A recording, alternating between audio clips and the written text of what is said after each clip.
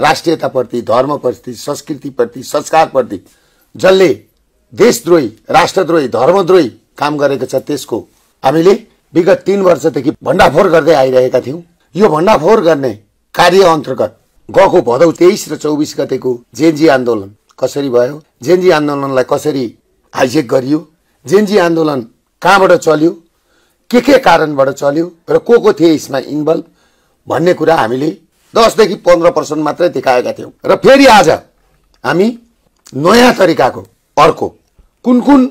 NGO, कुन INGO कसरी समाज भड्काउँछन्, पहिला समाजमा कसरी विष भर्छन्, समाजमा पनि कस्ता मान्छे खोज्दा छन्, पढेका, लेखेका, जान्ने तर बिक्ने, किन्ने, खरिद हुने मान्छे, बिक्ने मान्छे खोजेर कसरी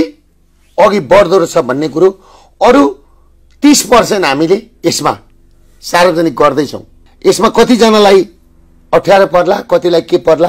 त्यसमा म क्षमा पनि माग्दै सम्पूर्ण नेपालीहरूलाई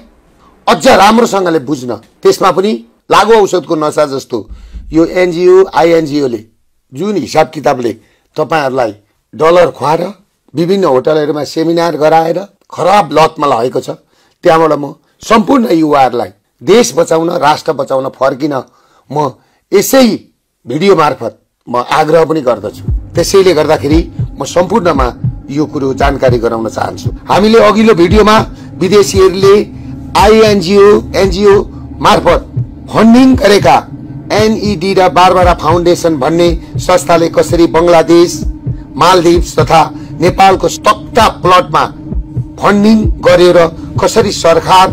गठन हुँदैछ भन्ने विषयको भण्डाफोर गर्यौं, जसले गर्दा यो देश सखाउने खेलमा आबद्ध गिरोह रक्षात्मक बन्न पुगेको छ। आज आम जनसमुदायमा हाम्रा दुवै छिमेकी मुलुक चीन र भारत पनि सचेत भए र यी सत्ता प्लट गर्नेहरूको विरुद्ध आज देशमा, खास गरेर हाम्रो देशमा नेपालमा विद्रोहको माहौल बनेको छ। आजको भिडियो मार्फत हामी थप केही प्रमाण सहित यो ग्रान्ड डिजाइन कसरी भयो र यिनीहरूको गतिविधि बारे थप सचेत बनाउन, साथै यो अपराधमा जान वा अनजानमा संलग्न भएका भ्रमित कलिला जेनजी उपमा दिएका युवाहरूलाई पनि बाटो बिराउनु भएको छ। बाटो सुधार्न हामी हार्दिक अपील गर्दछौं।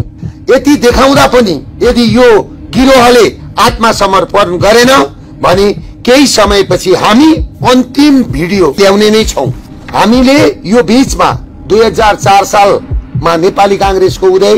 2006 सालमा कम्युनिस्टको उदय, 2028 सालमा राजा महेन्द्रको रहस्यमय मृत्यु र 2052 सालमा माओवादीको उदय, 2072 सालसम्म संविधान लाद्न पश्चिमा मुलुकहरूले कसरी सफल भयो भन्ने घटनाक्रम सहित नेपाली जनतालाई सचेत गराउने काम गरेका छौं। आज हामी 2072 सालको संविधान पछि भएका घटनाक्रम, जेनजी आन्दोलन र अहिलेको नयाँ खेलको भण्डाफोर गर्दै यो सरकार कसरी बनेको रहेछ, यो देशलाई कहाँ लगिँदै रहेछ र सुशीला कार्कीको सरकार कसले बनाएको रहेछ, सबै यो गोविन्द केसीलाई अनसनमा सुताएर गोविन्द केसीको जगमा बसे बनेको उज्जवल थापाले नेतृत्व गरेको विवेकशील पार्टी र उज्जवल थापा फाउन्डेसन, एनईडी साथै बारबारा फाउन्डेसन लगायतले आज यो देशमा नितण्डा मचाएको छ। त्यसले गर्दाखेरि यो सरकारलाई हामीले चाँडै विदा गरेर नेपालीहरूको सरकार, नेपाली भूमिको सरकार, नेपाली माटो सुहाउँदो सरकार, राष्ट्रियता जोगाउने सरकार बनाउनु छ।